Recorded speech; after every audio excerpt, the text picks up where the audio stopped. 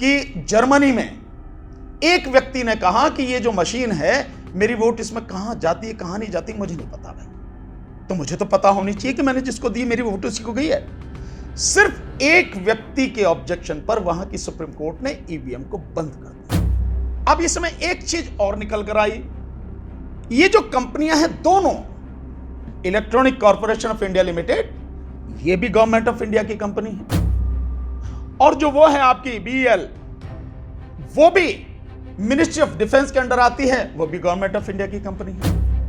तो election commission independent कहां से रहा?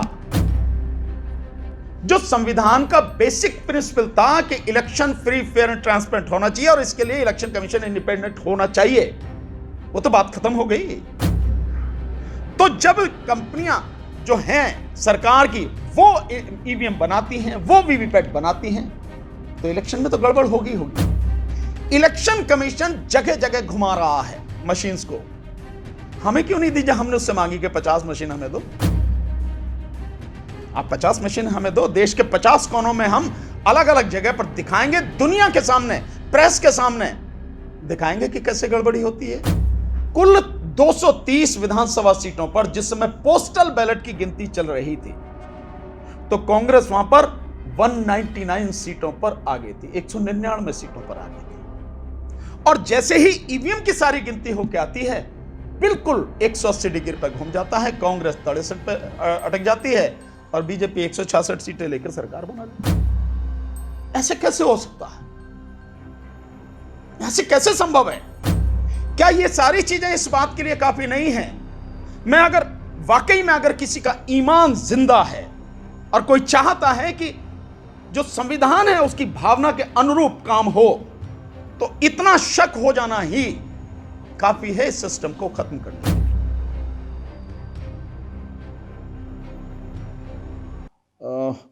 सबसे पहले तो आज केंद्रीय गुरु श्री गुरु सिंह सभा चंडीगढ़, उन सभी साथियों का मैं हार्दिक धन्यवाद करता हूं जिन्होंने हमें यहां बुलाया और हमारा साथ देने के लिए इस ईवीएम की लड़ाई पर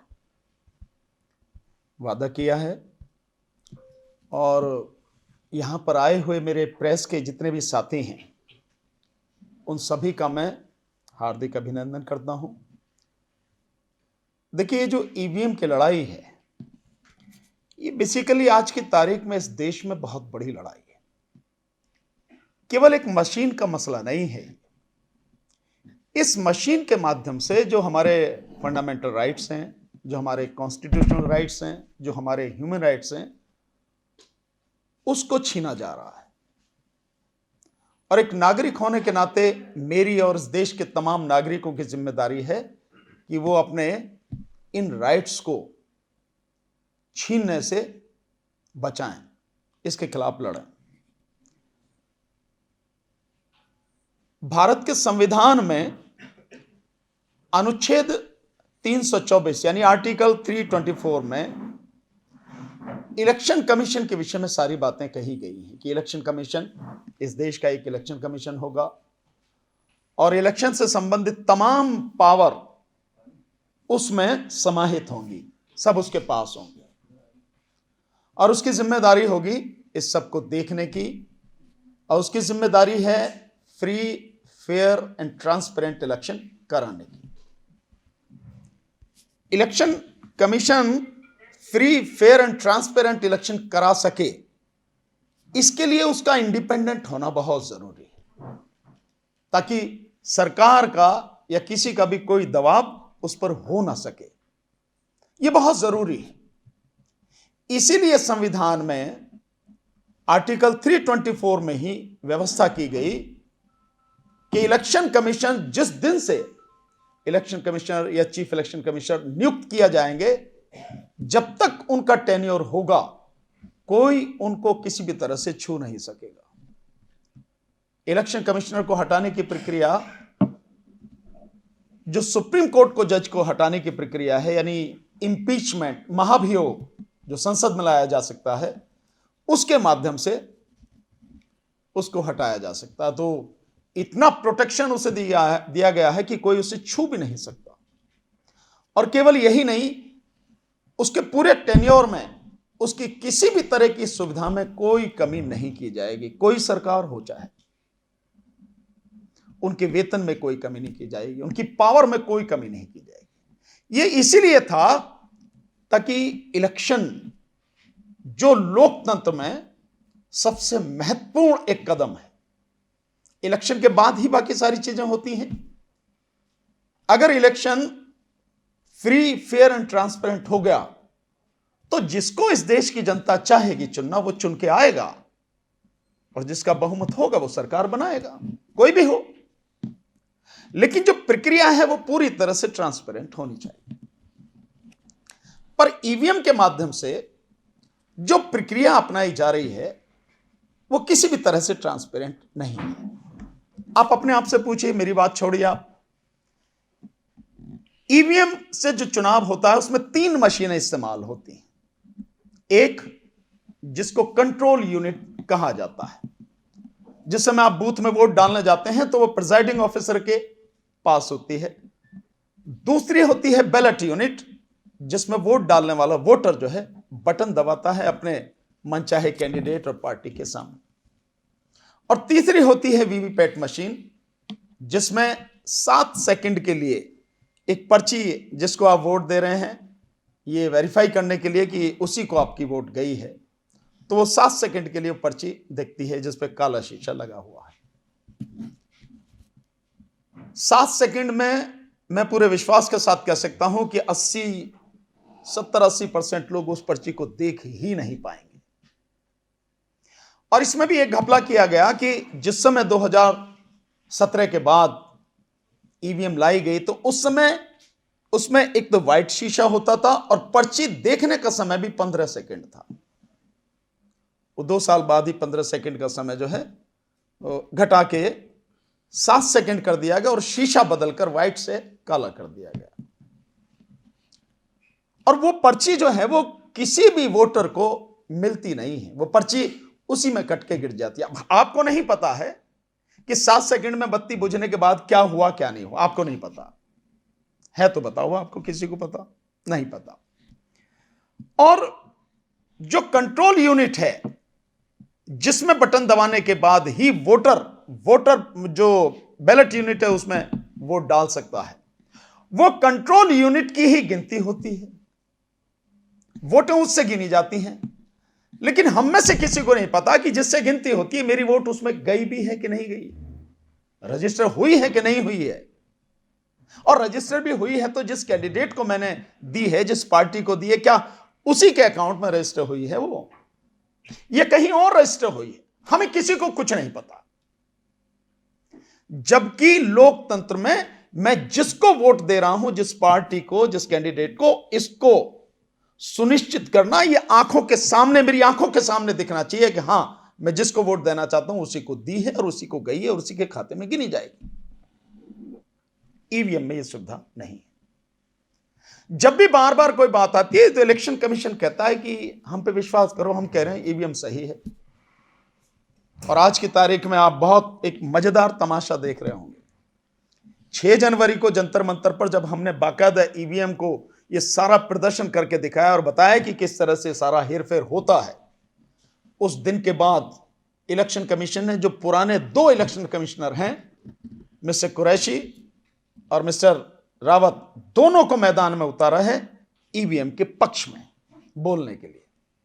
और दूसरा मैं भी सुन रहा कि 40,000 ईवीएम मशीनों को वैन में रख के अलग अलग देश के भागों में इलेक्शन कमीशन घुमा रहा है। और इससे भी मजेदार बात कि जिन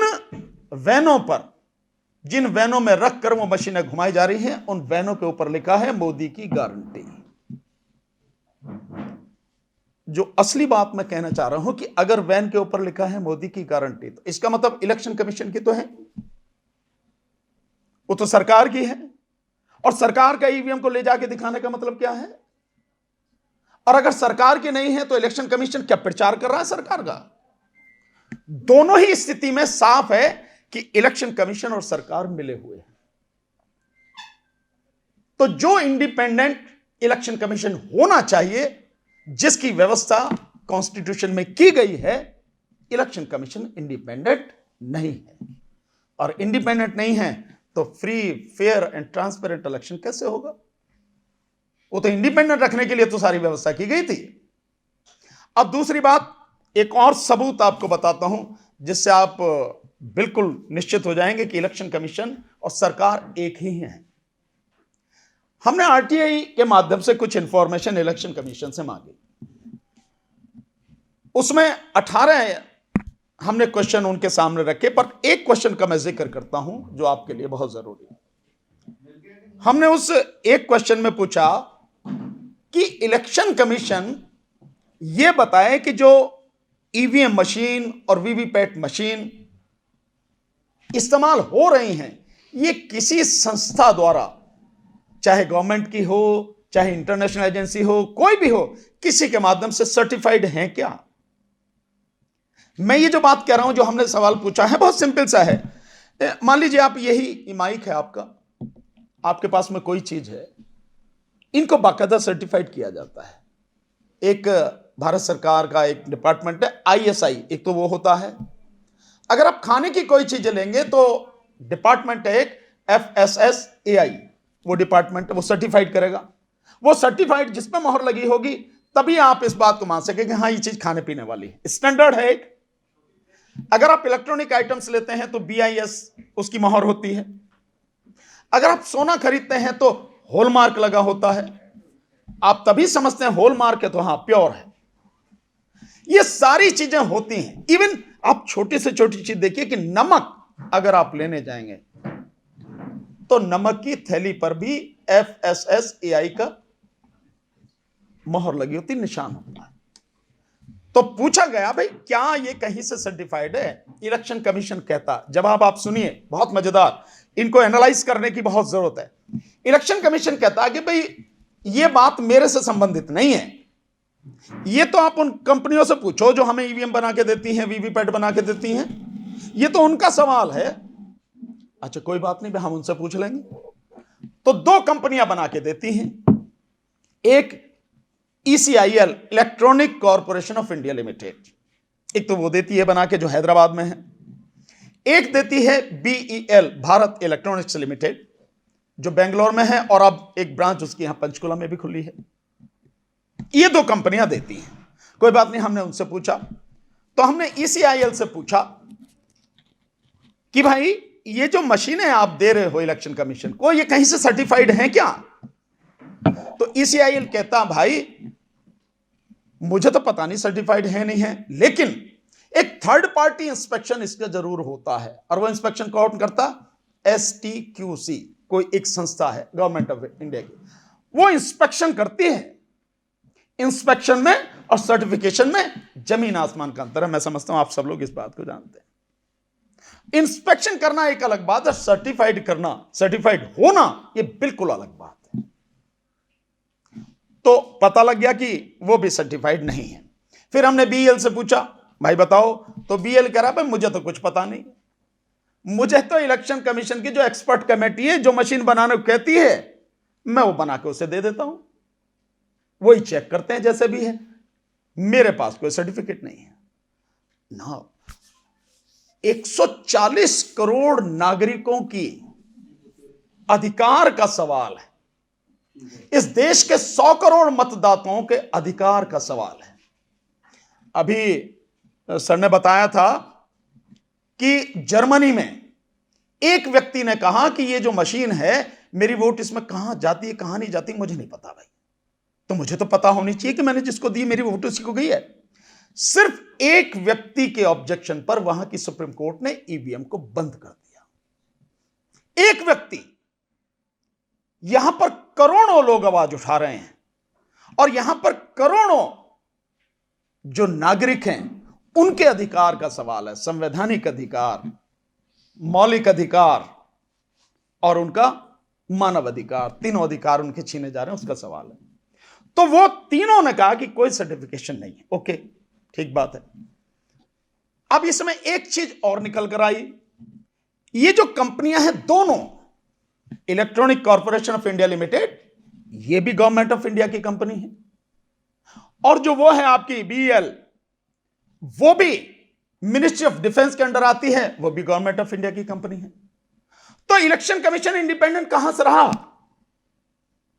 जो संविधान का बेसिक प्रिंसिपल था कि election free, fair and transparent होना चाहिए और इसके लिए इलेक्शन कमीशन इंडिपेंडेंट होना चाहिए, वो तो बात खत्म हो गई।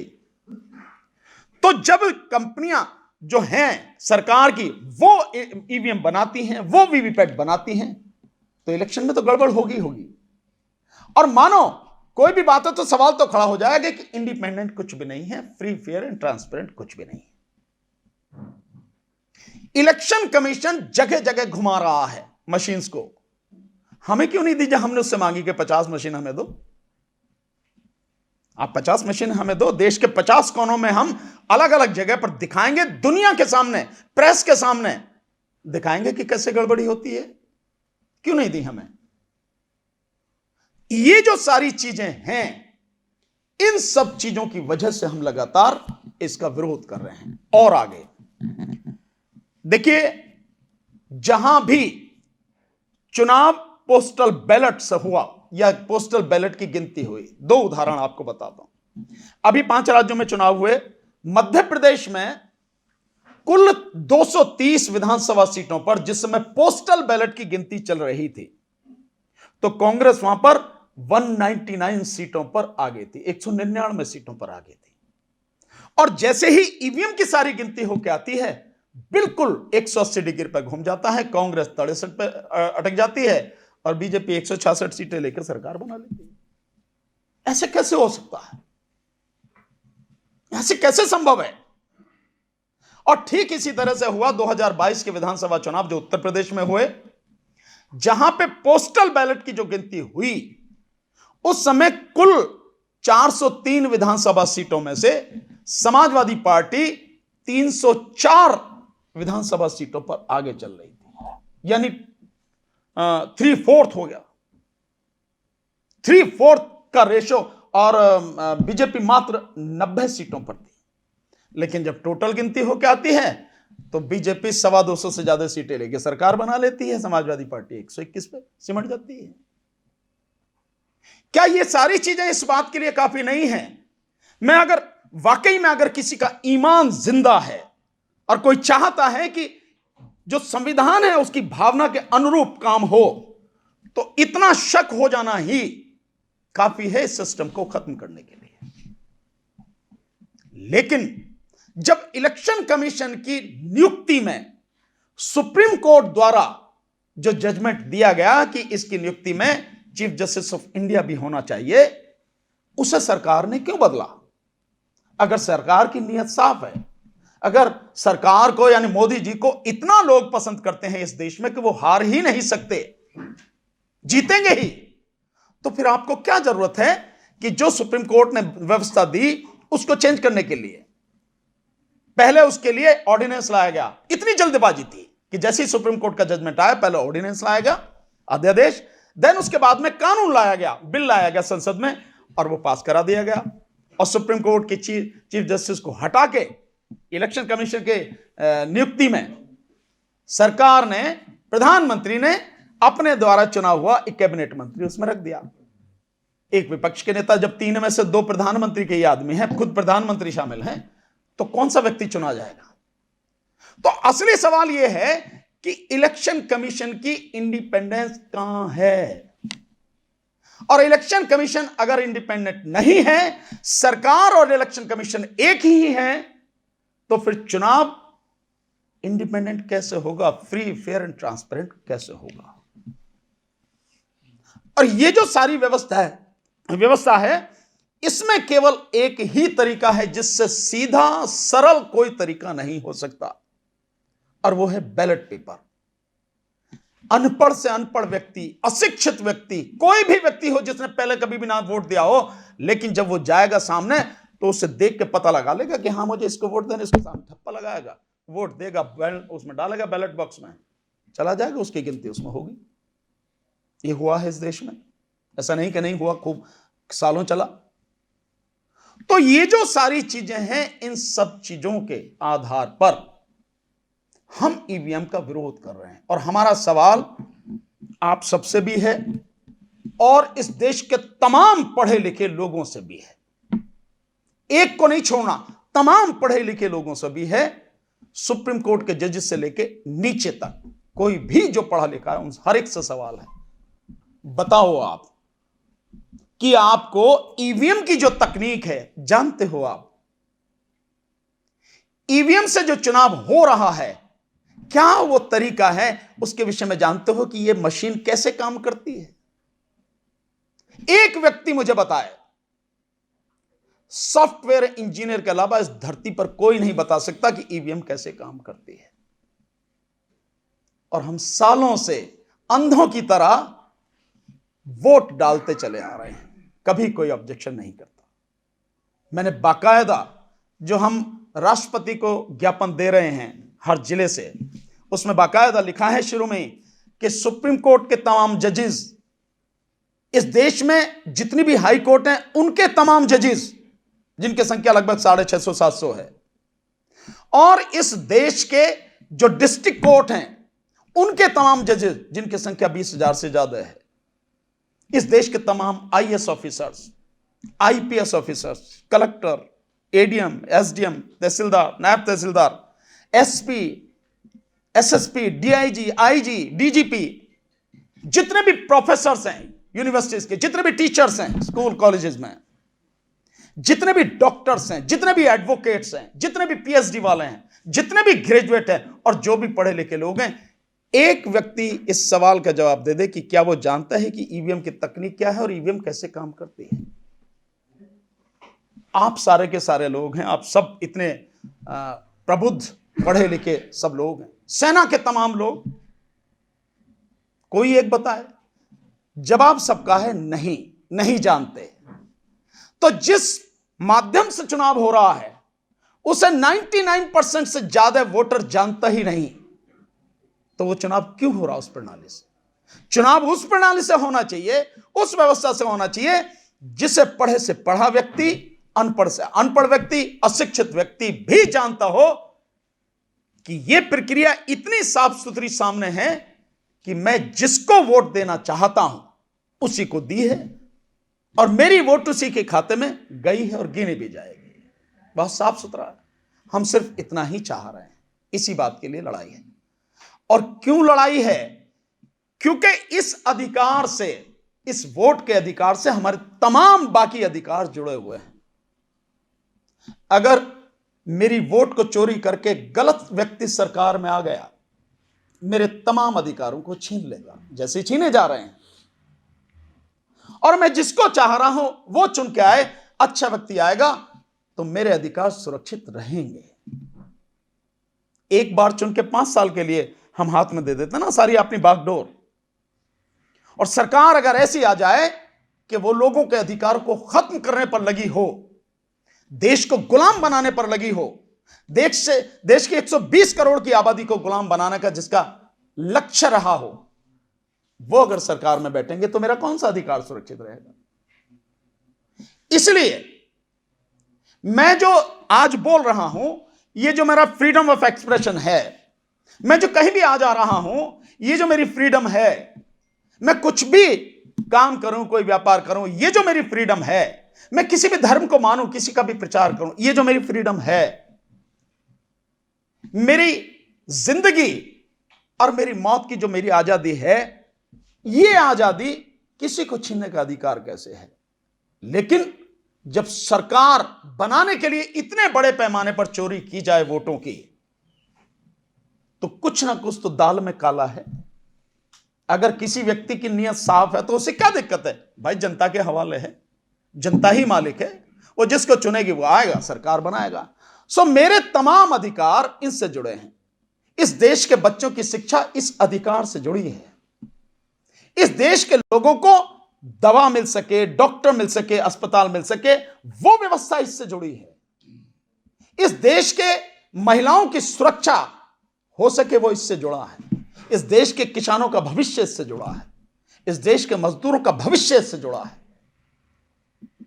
इस देश के बच्चों का रोजगार, उनकी नौकरी इसी से जुड़ी है।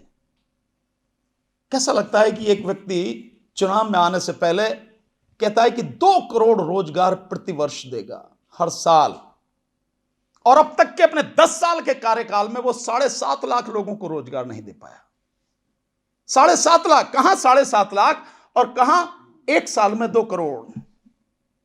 जो व्यक्ति कहता था कि स्मार्ट सिटी बनाऊंगा 100, एक भी बना क्या? जो व्यक्ति कहता था कि डिजिटल इंडिया बनाऊंगा, हुआ क्या? किसानों की आय दुगनी करने की जिसने बात कही, हुई क्या? वही व्यक्ति ईवीएम में गड़बड़ी करके बराबर सरकार में आता चला जा रहा है। कैसे वोट मिलती है? किसान सड़क पर हैं, मजदूर सड़क पर हैं, बेरोजगार युवा सड़क पर हैं, हम लोग सड़क पर हैं, तो फिर वोट कहां से आ रही हैं? वोट आ रही हैं ईवीएम में लूट करके। इसीलिए हमारा यह आंदोलन है, और यह आंदोलन हम सबका है, केवल मेरा नहीं है। वोट आपकी भी है, आपकी भी है, आपकी भी है और मेरी भी है। तो जितना मेरा हक है उतना ही आपका भी, जितनी जिम्मेदारी मेरी है उतनी जिम्मेदारी आपकी। ये सबको मिलकर लड़ना है। और हम ये नहीं कह रहे कि कौन आए, मोदी जी बनो आके, लेकिन तरीका वो अपनाओ जो बिल्कुल साफ सुथरा, निष्पक्ष हो, स्वतंत्र हो। कराओ बैलेट पेपर से चुनाव, क्या दिक्कत है? आओ ना आप, जनता अगर आपको चाहती है तो जिता ही देगी आपको। बनो प्रधानमंत्री फिर से, जो मन में आता है करो। ये सारी चीजें हैं जिसके लिए हम आंदोलन कर रहे हैं। और आखिर में एक बात, सरकार और इलेक्शन कमीशन कितनी भी कोशिश कर ले, इस बार का चुनाव हम ईवीएम से होने नहीं देंगे किसी भी कीमत पर, चाहे किसी भी हद तक हमें जाना पड़े। 2024 का लोकसभा चुनाव केवल और केवल बैलेट पेपर से होगा। आखिर में एक नंबर मैं आपके माध्यम से बता रहा हूं, जो भी लोग ईवीएम का विरोध करना चाहते हैं, कर रहे हैं, जो भी ईवीएम के खिलाफ हैं और बैलेट पेपर से चुनाव चाहते हैं, एक नंबर जिस पर मिस कॉल कर सकते हैं आप लोग। और ध्यान रखिए, ये केवल एक ही नंबर है, कोई दूसरा नंबर इसके अलावा अगर देता है तो वो आपको धोखा दे रहा। हो सकता है वो ईवीएम के पक्ष में ये नंबर ये कह के कि ये ईवीएम के विरोध में है नंबर, ये कह के कोई दूसरा नंबर दे सकता है। तो जो नंबर मैं बता रहा हूं केवल वही नंबर है ईवीएम पर, ईवीएम को हटाने के लिए मिस कॉल का नंबर, और नंबर है 9667222062। अपने दोस्तों को, अपने रिश्तेदारों को, अपने जो पड़ोस के लोग हैं उनको, अपने गांव मोहल्ले के जो लोग हैं, अपने फैमिली के लोग हैं, सबको बोलो इस पर मिस कॉल करें। सब 9667222062। एक बार फिर से बोलता हूं, 966 77 220 62, ये नंबर है, इस पर मिस कॉल कीजिए। अब प्रेस वाले साथी, आप जो सवाल पूछना चाहें पूछें। सर, ਇਹਦੇ ਵਿੱਚ ਅਦਾਲਤ ਦੇ ਵਿੱਚ ਲਗਾਤਾਰ ਸੁਣਵਾਈ ਚੱਲ ਰਹੀ ਹੈ, ਬਾਕੀ ਉੱਥੇ ਪੱਖ ਉਸ ਤਰੀਕੇ ਨਾਲ ਨਹੀਂ ਰੱਖਿਆ ਗਿਆ। नहीं, अदालत के सामने बार बार पक्ष रखे गए हैं। इस समय 2 पिटीशन बहुत महत्वपूर्ण पिटीशन हैं। एक पिटीशन तो है एडीआर की, उनकी पिटीशन मैं समझता हूं शायद अब तक की सबसे बेहतरीन पिटीशन है इन सारी चीजों को लेकर। कोर्ट ने सुनवाई उस पर कर ली, लेकिन अभी तक डिसाइड नहीं किया, सुप्रीम कोर्ट ने, पेंडिंग है। दूसरी एक पिटीशन है जो ये 5 राज्यों में चुनाव के बाद मध्य प्रदेश में जो 14 से 15,000 कंप्लेंट हुई इलेक्शन के तुरंत बाद, जिनको डिसाइड किए बिना इलेक्शन कमीशन ने गिनती करा दी और रिजल्ट डिक्लेयर कर दिया, उनको लेकर हमारे साथी एडवोकेट हैं नरेंद्र मिश्र, उन्होंने पिटीशन डाल रखी है। ये एक पिटीशन पेंडिंग है, ये 2 पिटीशन पेंडिंग है। एक और बड़ी मजेदार बात बताता हूं। अभी जो आपने बताया कि मध्य प्रदेश में एक कैंडिडेट हैं, वो कैंडिडेट जिस बूथ में उनका वोट है उस बूथ में उनको 0 वोट मिला है। तो मैं मान सकता हूं परिवार का व्यक्ति वोट ना दे, मान लो आप, एक्सट्रीम हो सकती है, हालांकि कोई भी खड़ा है तो कोई हारे या जीते, अपना परिवार तो देगा ही देगा, पर फिर भी मान लो पत्नी ना दे, मां ना दे, पिता ना दे, बेटा ना दे, बेटी ना दे, भाई ना दे, यार खुद तो देगा वो जो खड़ा है। उसकी वोट 0 निकली। और ठीक यही राजस्थान में हुआ, और ठीक यही 2014 के लोकसभा चुनाव में बागपत कॉन्स्टिट्यूंसी, आप जानते होंगे चौधरी चरण सिंह जो प्राइम मिनिस्टर रहे, उनकी कॉन्स्टिट्यूंसी, उसमें एक इंडिपेंडेंट कैंडिडेट हमारे साथी सुभाष कश्यप खड़े हुए, उनके अपने बूथ में उनकी वोट 0 निकली। अगर ईवीएम सब कुछ सही है तो ये कैसे हो रही है गड़बड़ी? और मजेदार बात बताता हूं, एक असम में दीमा हसौ कॉन्स्टिट्यूंसी है, उसमें टोटल वोट है उस बूथ में 90, और टोटल वोट जो पोल हुआ 74%, ऑलमोस्ट 65 वोट्स। और जब काउंटिंग हुई तो उसमें कितनी निकली? उसमें 171 जो वोटें निकली। इलेक्शन कमीशन ने 5 अधिकारियों को सस्पेंड किया। आप समझ रहे, मतलब ये स्थिति है। और यही नहीं है, एक और उदाहरण बताता हूं कि 2019 के चुनाव के बाद जिस दिन गिनती हो रही थी 23 मई 2019 को, इलेक्शन कमीशन की वेबसाइट पर जो डाटा पड़ा हुआ था, जितनी वोटें कास्ट हुई और जो वोटें निकल रही थी, तो 373 कॉन्स्टिट्यूंसी, पार्लियामेंट्री कॉन्स्टिट्यूंसी, 373 लोकसभा क्षेत्रों पर जितनी वोटें पड़ी थी उनसे 8,000 से लेकर 18,000 वोटें ज्यादा थी। कैसे थी? इसके अलावा एक और मैं डाटा आपको देता हूं, बहुत मजेदार डाटा है, जिसके ऊपर बॉम्बे हाईकोर्ट में पिटीशन पड़ी हुई है। और आज ही जिस व्यक्ति ने वो पिटीशन डाली थी, मिस्टर मनोरंजन राय, जो आरटीआई एक्टिविस्ट है, आज ही आते हुए मैं जब आ रहा था रास्ते में, उनका फोन आया, उन्होंने मुझे और सारी चीजें बताई, लेकिन ये इंफॉर्मेशन जो उन्होंने हमें पहले दी थी वो मैं आपको बता रहा हूं। वो सुनकर आप जो है हैरान रह जाएंगे कि क्या घोटाला हो रहा है। और बहुत मजेदार बात है, वो जो घोटाला है बहुत मजेदार है कि मनोरंजन राय ने आरटीआई डाल के इलेक्शन कमीशन से यह पूछा कि वर्ष 2014 से पिछले 15 सालों में आपने कितनी ईवीएम खरीदी और कहां से खरीदी? तो इलेक्शन कमीशन कहता है कि हमने 2 कंपनियों से ईवीएम खरीदी, एक ईसीआईएल यानी electronic corporation of India limited, और दूसरी हमने खरीदी बीईएल, भारत इलेक्ट्रॉनिक्स लिमिटेड। कितनी खरीदी?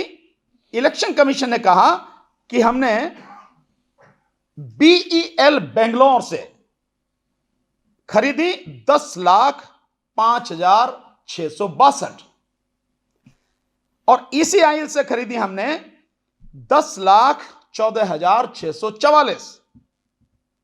तो टोटल कितनी हुई? 20,20,306। इतनी खरीदी। मनोरंजन राय ने फिर आरटीए लगाई और यह बात दोनों कंपनियों से पूछी, ईसीआईएल से और बीईएल से। बीईएल कहती है कि हमने 2014 के पिछले 15 सालों में इलेक्शन कमीशन को 19,69,932 ईवीएम मशीनें सप्लाई की, ऑलमोस्ट डबल। और ईसीआईएल से जब पूछा तो उसने कहा कि हमने 19,44,593 593 इतनी ईवीएम सप्लाई की। टोटल कितनी हो गई? 39,14,525। इलेक्शन कमीशन कह रहा है 20,20,306। घोटाला कितने का है? 18,94,219 मशीनों का। आज तक इलेक्शन कमीशन यह जवाब नहीं दे पाया कि 18,94,219 मशीनें कहां हैं। यह है इलेक्शन कमीशन की बेईमानी। तो सर जो आप ये सारा बोल रहे हैं, जो मतलब कि जब उनसे पूछा जाता है तो जो स्टेट्स हैं जहाँ पे बीजेपी नहीं जीत पाई है, कर्नाटक में अब जो बिहार में वो सारा कर रहे हैं, भंन तोड़ करनी चाहिए सरकार, फिर उसकी वजह की मुझे एक बात का मुझे जवाब दीजिए। पंजाब ਦੇ ਵਿੱਚ ਹਜੇ बीजेपी आई नहीं। लेकिन पंजाब के बीच में जो है वो किसका आदमी है? वो भी तो आरएसएस का ही बंदा है। हाँ, वो बकरी गल नहीं है सर, मैं बता रहा हूं वो बिल्कुल सीधी गल है सर। मैं देता हूं, मेरे से पूछ रहे। देखिए, दो चीजों को समझने की जरूरत है। एक तो यह है, अगर स्टेट के चुनाव में, किसी भी स्टेट के चुनाव में अगर कोई गड़बड़ी नहीं की जाए और कोई भी विपक्षी पार्टी जीत के आ जाए तो क्या फर्क पड़ेगा सरकार पर, केंद्र सरकार पर क्या फर्क पड़ेगा? उस पर कोई फर्क नहीं पड़ेगा, क्योंकि उसके पास में केंद्र है और सेंटर से ज्यादा पावरफुल नहीं हो सकती। वो कोई भी सरकार सेंटर से ज्यादा पावरफुल नहीं है। तो असली गड़बड़ी कहां हो रही है? वो लोकसभा चुनाव में। लेकिन इसके अलावा स्टेट में कहां कहां कैसे गड़बड़ी हो रही है? जैसे गुजरात है, प्रधानमंत्री का गृह राज्य है, होम स्टेट है। अगर वहां पर प्रधानमंत्री हार जाएंगे तो क्या संदेश जाएगा? स्वाभाविक उनके खिलाफ जाएगा। तो किसी कीमत पर वहां हारना नहीं है, तो वहां करना है मैनेज। दूसरा, उत्तर प्रदेश देश का सबसे बड़ा प्रदेश है, 80 लोकसभा सीटें हैं, 31 राज्यसभा सीटें हैं, विधानसभा की भी 403 सीटें हैं। और आज की तारीख में उत्तर प्रदेश आरएसएस की दूसरी बड़ी प्रयोगशाला बन चुका है। इसलिए उत्तर प्रदेश किसी भी हालत में हाथ से न जाए, वहां गड़बड़ी की जाती है। अब आप कहेंगे तो ये मध्य प्रदेश में, राजस्थान में क्या था? मध्य प्रदेश और राजस्थान में चुनाव अब हमारे सबके सामने हैं लोकसभा के चुनाव। लोकसभा के चुनाव से ठीक 2 महीने पहले अगर सभी जगह पे सुपड़ा साफ हो जाए बीजेपी का, तो संदेश क्या जाएगा? हुआ ना, तो संदेश जो जाएगा। लेकिन यह चुनाव 2024 का चुनाव उनके लिए बहुत महत्वपूर्ण चुनाव है। तो इन चुनावों में, 3 चुनावों में जो उन्होंने गड़बड़ी करके, मैं सीधे आरोप लगा रहा हूं कि जो बेईमानी करके ईवीएम के माध्यम से वोट लूटी हैं, उससे उन्होंने एक तीर से कई निशाने साधे। एक तो बीजेपी में जो कोई उनका विरोधी हो सकता था, या जो जिसका कद कोई इतना हो सकता था कि सेंटर में दावेदारी की कोई बात करे, एक तो उनको ठिकाने लगा दिया। जितने पुराने भी वो थे सारे, वो सब कर दिए ठीक, नए आदमी को ले आए। दूसरा, वो ये नहीं कह सकते, वो जानते हैं सब कुछ कैसे हो रहा, लेकिन हिम्मत किसी की नहीं है कि ये कह सकें कि भाई ये तो मोदी जी नहीं, हम सबकी मेहनत से है और ये मोदी जी गड़बड़ी करके जीत के आए। और ये जो संदेश है 2024 के चुनाव से ठीक पहले कि भाई मोदी जी का जलवा कायम है, उन्हें कोई हरा नहीं सकता, ये लोगों में एक संदेश देना जरूरी है, इसलिए किया। मैं इसलिए कह रहा हूं, अगर ये नहीं है तो जो पोस्टल बैलेट की गिनती में 199 सीटों पर कांग्रेस आगे है, आप पोस्टल बैलेट से कराओ ना चुनाव, दूध का दूध पानी का पानी हो जाए, आप आ जाओ जीत के। जी, आपने कहा कि हम होने नहीं देंगे ईवीएम से। अगर सुप्रीम कोर्ट फैसला आपके पक्ष में नहीं देती तो कैसे रोकोगे? हम आंदोलन करेंगे। सुप्रीम कोर्ट अगर नहीं इस बात को समझ पा रही है और देश के लोगों को न्याय नहीं दे पाएगी, जन आंदोलन होगा इस देश में, गांव गांव में जन आंदोलन होगा पूरे। जी, लोकसभा 2024 ਉਹਦੇ ਟਾਈਮ ਬਹੁਤ ਘੱਟ ਰਹਿ ਗਿਆ, ਗਿਣਵੇਂ ਦਿਨ ਰਹਿ ਗਏ। ਜਿਹੜਾ ਇਹ ਮਾਸ ਅੰਦੋਲਨ ਵਾਲੀ ਗੱਲ ਹੈ, ਇਹਦੇ ਲਈ ਕੀ ਮੋਡ, ਇਫੈਕਟਿਵ ਲੀਗਲ ਮੋਡ ਕੀ ਸੁਜੈਸਟ ਕਰਦੇ ਹੋ? कोई लीगल मोड नहीं है सर। मास मूवमेंट की बात कर रहा हूं। मास मूवमेंट एक अन्याय के खिलाफ होता है। जो सब कुछ इलीगल हो रहा है और लीगली कुछ ना हो पाए, तो उस अन्याय के खिलाफ होता है जन आंदोलन, जन आक्रोश। और उसके लिए जो समय की बात कर रहे हैं आप, समय अगर आंदोलन करना चाहें लोग तो 2 से 3 महीने बहुत ज्यादा हैं, और अगर सोते ही रह जाएं तो 3 साल 30 साल भी कम है। एक बात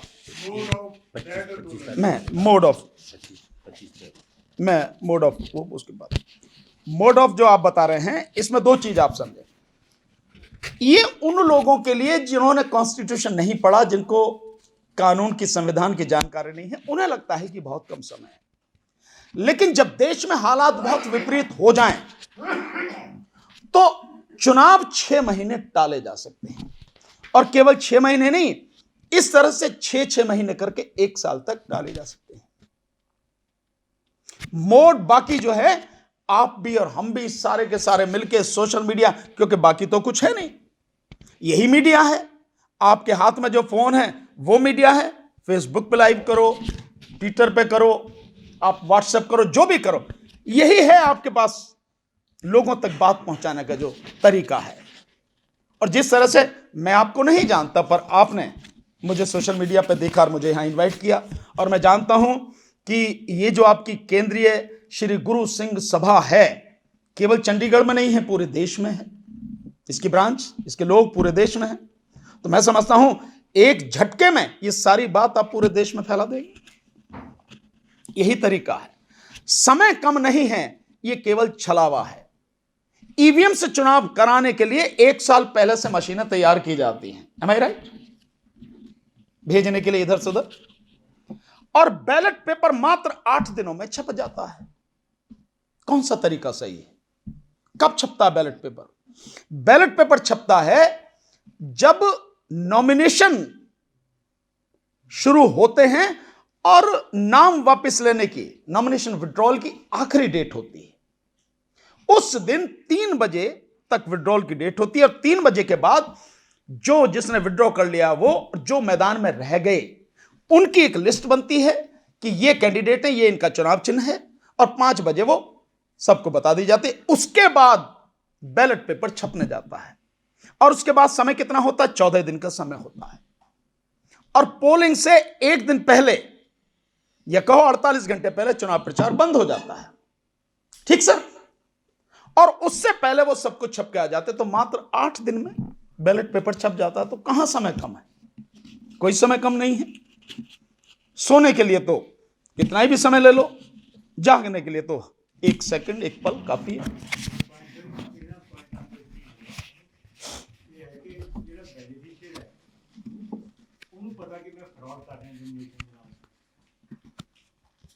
इलेक्शन कमीशन क्लियर है कि मैं बेनिफिशियरी ਦਾ जो फ्रॉड कर रहे हैं ਉਹਦੀ हेल्प कर रहा हूं।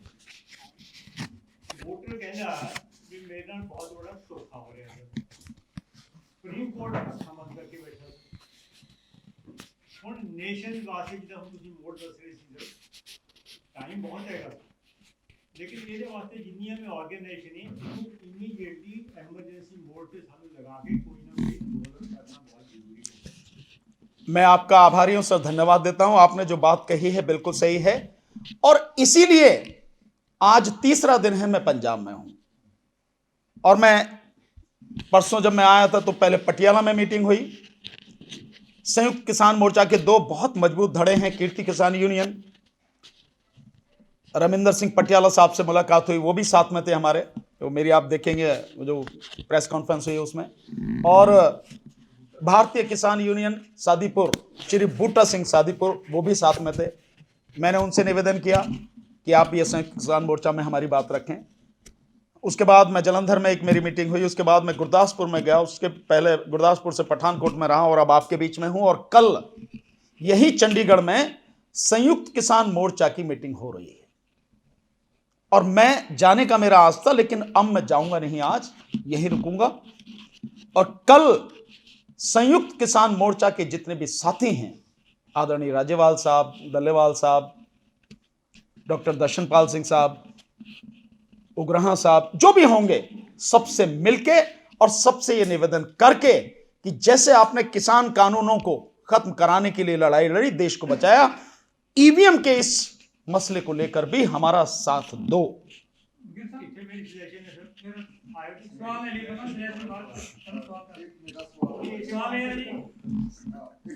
टेक्निकली ਗੱਲ ਕਰਨੀ ਹੋਵੇ ਠੀਕ ਹੈ ਕਿ ਛੇੜਛਾੜ ਕਰਕੇ ਬਾਹਰੋਂ ਜਿਵੇਂ ਰਿਪੋਰਟਾਂ ਕਰਦੇ ਆ ਕਿ ਉਸ ਦਿਨ ਉਸ ਤਰ੍ਹਾਂ ਦਾ ਕਰਦੇ ਜਾਂ ਫਿਰ ਜਿਵੇਂ ਤੁਸੀਂ ਕਿਹਾ ਕਿ 20 ਲੱਖ ਤੋਂ ਜ਼ਿਆਦਾ ਮਸ਼ੀਨਾਂ ਗਾਇਬ ਨੇ, ਮਸ਼ੀਨਾਂ ਦੀ ਅਦਲੀ ਬਦਲੀ ਕੀਤੀ ਜਾਂਦੀ ਹੈ, टेक्निकली कितना गड़बड़ होगी? तीनों चीजें होती हैं सर। एक तो हम सबको ये जरूर समझना चाहिए, हर कोई इंसान ने जो चीज बनाई है, जो भी मशीन बनाई है, उसमें छेड़छाड़ हो सकती है। ये बेसिक प्रिंसिपल है, एक बात। दूसरी बात, जो मशीनें गायब हैं उनके माध्यम से भी मशीनें बदली जाती हैं। इसका एक उदाहरण आपको देता हूं। 2022 का जो चुनाव उत्तर प्रदेश में हुआ, एक वीडियो बड़ी जबरदस्त चली, जो वहां प्रिजाइडिंग ऑफिसर था, ये उसकी वीडियो है। और उसने ये कहा कि भाई जो मशीन जिसमें वोट पड़ी है वो तो जमा करने के लिए दी नहीं गई, दी तो हमें दूसरी गई है, दूसरी जाके जमा करें। बहुत जबरदस्त वायरल वो वीडियो जो है। एक ये हो गया। और तीसरा ये है कि जब मैन्युफैक्चरिंग सरकार के हाथ में है और मैन्युफैक्चरिंग कंपनी में जो लोग हैं उनमें मैक्सिमम आउटसोर्सेस के लोग हैं, ठेके वाले हैं। और जिस देश में सरकारी अधिकारी, सरकारी कर्मचारी पूरी तरह से भ्रष्ट हो चुका, मैक्सिमम सरकार के इशारे पर अपनी नौकरी बचाने के लिए कुछ भी गड़बड़ी करने को तैयार है, वहां प्राइवेट व्यक्ति से आप कैसे उम्मीद करोगे कि वो ईमानदारी से काम करेगा? ठीक सर। तो जो गड़बड़ी होती है वो चिप में ही मैनिपुलेशन होती है। और मेरा सीधा सा सवाल है कि मशीन रखो आप एक तरफ, मैं तो जानता नहीं भाई, चलो मैं पढ़ा लिखा मान लेता हूं, एक बार को पढ़े लिखे जानते हैं, पर क्या अनपढ़ व्यक्ति जानता है? देश की आधी के लगभग आबादी अनपढ़ है, वो जानता है कि मशीन कैसे काम करती है? क्या उसको हक नहीं है कि वो ये जाने कि जिस कैंडिडेट को और जिस पार्टी को वो वोट दे रहा बिल्कुल साफ साफ उसे दिखाई दे? उसको पता लगना चाहिए। या हम तकनीक के नाम पर उसका ये अधिकार, उसका ये हक उससे छीन लेना चाहते हैं, जैसे गरीबों की कोई कीमत नहीं, कीड़े मकोड़े हैं वो। नहीं, मैं नहीं कह रहा, मैं तो मशीन है ही नहीं, मुझे चाहिए नहीं। नहीं, मैं नहीं कर रहा, वो डिमांड तो वो कर रहे हैं, इंडिया गठबंधन के जो वो लोग हैं वो कह रहे हैं कि पर्ची हमें दे दो, मतलब वोटर को पर्ची दे दो, एक डिब्बा रख दो, वोटर उसमें डाल दो और उनकी गिनती कर लो। ये उनकी डिमांड, हमारी डिमांड नहीं है। हम तो फिर भी यही कह रहे हैं कि तुम भी ये बताओ जो डिमांड कर रहे हो कि मशीन कैसे काम करती है, मुझे बताओ पहले। मैं तो बहुत सीधा सवाल, सर आप पूछें। सर ये सवाल तो वैसे उन्हीं से पूछना चाहिए, पर जहां तक मैं समझ पा रहा हूं उसके 2-3 कारण मुझे नजर आ रहे हैं। कि पहले अपोजिशन पार्टियां बिल्कुल नहीं बोलती थी, लेकिन इस बार कम से कम 2 लोग बहुत मजबूती के साथ में बोल रहे हैं। एक दिग्विजय सिंह उससे कांग्रेस पार्टी से, और दूसरा माननीय अखिलेश यादव जी जो हैं वो बोल रहे हैं। और आज नहीं बोलेंगे तो कल इन्हीं सभी विपक्षी पार्टियों को यहीं आना पड़ेगा, साथ देना पड़ेगा, बोलना पड़ेगा, इसका विरोध करना पड़ेगा।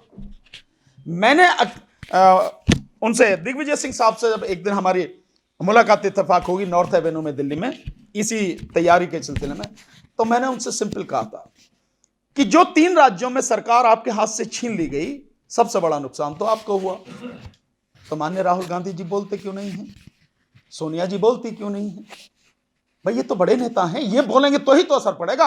हम तो कितना ही भी बोलते रहे उतना असर नहीं पड़ेगा। आप बोलो, और अगर आप नहीं बोलेंगे और ईवीएम से चुनाव 2024 का हो गया तो मैं लिख के दे रहा हूं कि मोदी को कोई नहीं हरा पाएगा।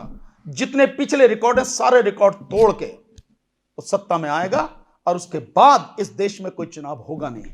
और अगर देश तबाह होगा तो कांग्रेस भी उतनी ही गुनहगार होगी, अपोजिशन पार्टियां भी उतनी ही गुनहगार होंगी जितनी बीजेपी या मोदी। मैंने बहुत स्पष्ट कहा, लेकिन मुझे नहीं पता कि क्यों नहीं आ रहे। मैं तो कहता हूं देश के लोग तो उन्हें वोट दे रहे खूब। भाई आज की तारीख में भी इतने बुरे हालात में, आज तो कहीं ज्यादा हैं, लेकिन इससे पहले भी पूरे देश में कांग्रेस को 12 करोड़ वोट मिला है। 12 करोड़, 12 करोड़ क्या 2 करोड़ आदमी अगर मेरे पीछे हो गए, मैं बता दूंगा कि कैसे करावेगा। मैं आज जनता से कह रहा हूं, इस देश की जितनी आबादी है, जितने मतदाता हैं, 1% साथ में खड़े हो जाओ, मैं देखता हूं इलेक्शन कमीशन है सरकार कैसे चुनाव कराती है। 1%, पर जिनके साथ 12 करोड़ वोट हैं। और दुख इस बात का मुझे है कि कांग्रेस उस समय भी नहीं बोल रही जब सेम पित्रोदा साहब, जो माननीय राजीव गांधी जी जो प्रधानमंत्री रहे, उनके तकनीकी सलाहकार, और इस देश में जो संचार क्रांति है, आज जो हम ये सब फोन ये सब लेके घूमते हैं, जितना कंप्यूटर है, ये उस इंसान की वजह से आया। He was the only man. तो वो लेके आया और वो ये कह रहे हैं कि ईवीएम में गड़बड़ी होती। इंजीनियर है वो, ऐसा नहीं है कि वैसे ही कुछ साधारण व्यक्ति हैं। ही इज इंजीनियर है। और उसके बाद वो कह रहे हैं कि ईवीएम का विरोध विपक्ष को सड़क पर आकर करना चाहिए और ईवीएम का बहिष्कार करते हुए चुनाव नहीं होने देना चाहिए। बावजूद उसके नहीं आ रहे।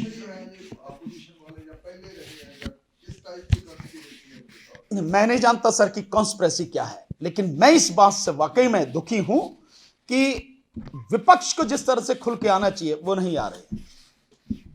और मुझे यह विश्वास है कि जैसे जैसे ये आंदोलन बढ़ेगा वैसे विपक्ष भी आएगा, क्योंकि दो वजह से मुझे लगता है, एक वजह से लगता है विशेषकर, जब किसान आंदोलन शुरू हुआ, दिल्ली में किसान पहुंचे तो शुरू में कोई पॉलिटिकल पार्टी नहीं थी साथ में, लेकिन जब किसान वहां जम गए और सबको यह एहसास हो गया कि यह आंदोलन अब हटने वाला नहीं है, अब यह लड़ाई आर पार की है, तो धीरे धीरे सभी पॉलिटिकल पार्टियां आई, उन्होंने सपोर्ट किया। यह भी इसी बार ऐसे होने वाला है। जो हमने आपको मिस कॉल नंबर दिया, आप उससे अंदाजा लगा सकते हैं 2 लाख से ज्यादा मिस कॉल प्रतिदिन आ रही हैं। इसका मतलब, और दूर दराज के इलाकों से आ रही है। मेरा फोन जो मेरा अपना नंबर है बंद नहीं होता, बजता रहता लगातार। दूर दराज के जो गांव हैं वहां से फोन आ रहे हैं। देश का कोई ऐसा कोना नहीं है जहां से मुझे फोन नहीं आए हो। आप इधर से लेको, मैं सोच भी नहीं सकता था कि कोई लद्दाख से मुझे फोन करेगा, सिक्किम, असम, मेघालय, मणिपुर, नागालैंड, वहां से फोन करेगा कि हम आपके साथ में हैं। नीचे आप चली जाइए, क्या तमिलनाडु, क्या केरल, क्या आंध्र प्रदेश, क्या तेलंगाना, क्या आपका कर्नाटक, क्या उड़ीसा, क्या झारखंड, क्या आपका बिहार, छत्तीसगढ़, मध्य प्रदेश, महाराष्ट्र, गोवा में 2 तारीख को हमारी मीटिंग है, जा रहे हैं हम लोग। वहां से राजस्थान हुआ, इवन गुजरात हुआ। गुजरात में 9 तारीख को मीटिंग है, बड़ी जबरदस्त मीटिंग होगी मोदी जी के गढ़ में, अहमदाबाद में। आज कल 28 तारीख कल राजकोट में हो रही है। लगातार इस जगह से, और इधर आपका ही पंजाब में तो मैं घूम ही रहा हूं, साथ में हरियाणा है, हिमाचल प्रदेश है, जम्मू एंड कश्मीर, उत्तर प्रदेश, उत्तराखंड, मतलब कोई ऐसा राज्य नहीं है जहां से लगातार हमारे साथ लोग जुड़ नहीं रहे हैं। ये देश के हर कोने तक आंदोलन पहुंच चुका है। पर फिर भी एक बात कहता हूं, अगर पंजाब खड़ा हो गया, और मैं यही निवेदन करने आया हूं, अगर पंजाब खड़ा हो गया, देश का हर प्रदेश खड़ा होता चला जाएगा। एक बार आपने कह दी ना, पंजाब ने कह दी कि ईवीएम से चुनाव 2024 का होने नहीं देंगे, फिर आप देखिए नजारा, ये आप ही कर सकते हैं, दूसरा नहीं कर सकता। और आपने किया नहीं कि हरियाणा साथ में खड़ा होगा और इसके बाद हर प्रदेश खड़ा होता चला जाएगा कि हम ईवीएम से चुनाव नहीं होने देंगे। और इस देश के पास अपने बच्चों का भविष्य बचाने के लिए, अपनी नस्लों को बचाने के लिए, अपनी फसलों को बचाने के लिए यही 3 महीने हैं। मेरी बात पे विश्वास करो या ना करो, मुझसे सहमत हो या नहीं हो, अगर इस चुनाव में ये ईवीएम से हो गया तो मोदी जीत के आएगा, और उसके बाद कुछ बचेगा नहीं। तो पता नहीं, एक सफेद दाढ़ी वाला निकलता है, वो कहता है 8 बजे आके कि नोटबंदी, फिर कुछ समय बाद उसकी नींद खुलती है, फिर कहता आता है कि देश बंद, लॉक बंदी। पता नहीं किस दिन निकल के आ जाए और 8 बजे आके कहने लगे कि वोट बंदी, इस देश में वोट का अधिकार खत्म। क्या करोगे?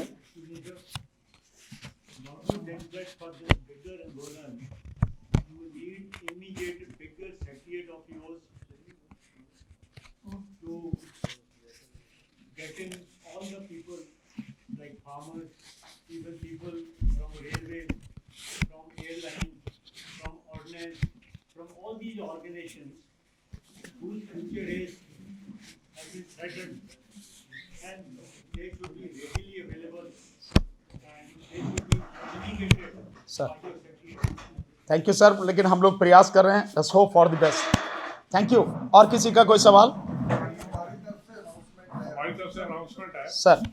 ਕਿ ਅਸੀਂ ਤੁਸੀਂ ਗੱਲ ਕੀਤੀ ਹੈ ਕੇਂਦਰੀ ਸ੍ਰੀ ਗੁਰੂ ਸਿੰਘ ਸਭਾ ਦੀ ਸਰ, ਤੇ ਇੱਕ ਇਹੋ ਜੀ ਸੰਸਥਾ ਹੈ ਜਿਹੜਾ ਕਿ ਮਨੁੱਖੀ ਅਧਿਕਾਰਾਂ ਦੇ ਉੱਤੇ ਪੂਰਾ ਤਤਪਰ ਰਹਿੰਦਾ ਹੈ ਤੇ ਹਮੇਸ਼ਾ ਰਿਹਾ ਹੈ ਤੇ ਸਿੱਖਾਂ ਦੀ ਜਿਹੜੀ ਇੱਕ ਗੁਰੂ ਸਾਹਿਬ ਨੇ ਸਾਨੂੰ ਇੱਕ ਆਜ਼ਾਦ ਹਸਤੀ ਬਤੌਰ ਸਾਨੂੰ ਨਹੀਂ ਮਤਲਬ ਸਾਰੀ ਮਨੁੱਖਤਾ ਨੂੰ आज़ाद हस्ती बतौर सिरजना चाहा, उस करके हम लोग इसकी मतलब पूरी सपोर्ट करते हैं क्योंकि ये असी समझते हैं जिहड़ा फंडामेंटल राइट है हर एक व्यक्ति का वो सानू जरूर चाहिए। सो जिहड़ा भी साडे विच समर्था हैगी इस केंद्र की इस संस्था की तुहानू इत्थे कोई भी अगे तो आके कोई मीटिंग करनी होवे कुछ भी करनी होवे ਇਹ ਸੰਸਥਾ ਤੁਹਾਡੇ ਲਈ ਹਮੇਸ਼ਾ ਆਪਣੇ ਦਰਵਾਜ਼ੇ ਖੁੱਲੇ ਰੱਖੇਗੀ। ਤੁਹਾਡੇ ਇਸ ਸਪੋਰਟ ਦੇ ਵਿੱਚ ਅਸੀਂ ਨਿੱਤਰ ਕੇ ਵੀ ਆਵਾਂਗੇ ਤੇ ਇਹ ਆਸ਼ਵਾਸਨ ਦਵਾਉਂਦੇ ਆ ਕਿ ਵੀ ਜਨਤਾ ਦਾ ਜਿਹੜਾ ਹੱਕ ਹੈ ਉਹਨਾਂ ਨੂੰ ਮਿਲਣਾ ਇਹ ਸਾਡਾ ਧਰਮ ਵੀ ਹੈਗਾ ਤੇ ਅਸੀਂ ਉਹਦੇ ਵਿੱਚ पूरा अपना योगदान पावांगे। Thank you very much. Thank you sir. बस मैं इतना ही आपसे निवेदन करूँ सर, इतना ही निवेदन करूंगा कि आप हमें वो साथी दीजिए जो डिस्ट्रिक्ट लेवल पर, लोकसभा लेवल पर और स्टेट लेवल पर हमारी टीम में साथ हमारे चल के कमेटी में रह के इस जिम्मेदारी को संभाले। नंबर 1। नंबर 2, आपका साथ हर तरह से चाहिए, तन मन धन। तीसरी बात, 25 फरवरी को हमने डिक्लेयर किया है कि प्रधानमंत्री कार्यालय का घेराव करेंगे। पूरे देश भर से लोगों को हम इनवाइट कर रहे हैं, आइए सारे लोग जो है ही मतलब जिसकी वजह से ही सब कुछ है उसी को घेरो ना, बाकी काहे को चक्कर में पड़ो। तो प्रधानमंत्री कार्यालय पर उनका घेराव होगा। उसके बाद महामहिम राष्ट्रपति महोदया को ज्ञापन दिया जाएगा।